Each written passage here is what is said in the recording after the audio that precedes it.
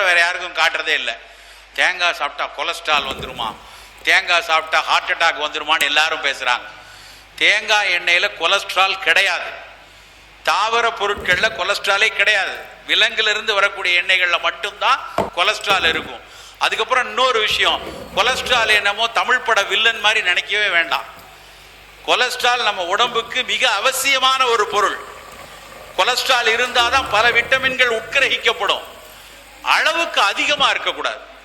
அப்ப நம்ம என்ன நினைக்கிறோம், வீட்டில் இருக்க பெரியவங்களுக்கெல்லாம் எண்ணெயை காட்டக்கூடாதுன்ட்டு குழந்தைகள் அந்த வீட்டில் இருப்பாங்க, அவர்களுக்கும் தேங்காயை காட்டுறதில்லை. தேங்காயில மட்டும்தான் மோனோலாரின்னு ஒரு பொருள் இருக்கு. இந்த மோனோலாரின்கிற பொருள் தேங்காயை தவிர இருக்கக்கூடிய இன்னொரு ஒரே இடம் தாய்ப்பால் மட்டும்தான். அவ்வளவு சிறப்பான பொருள் தேங்காய். குழந்தைகளுக்கு தேங்காய் திருவுல கொடுங்க. தேங்காய் திருவுல கொஞ்சம் பனவெல்லம் போட்டு வீட்டில் நாங்கள்லாம் சிறுபிள்ளையாக இருக்கும்போது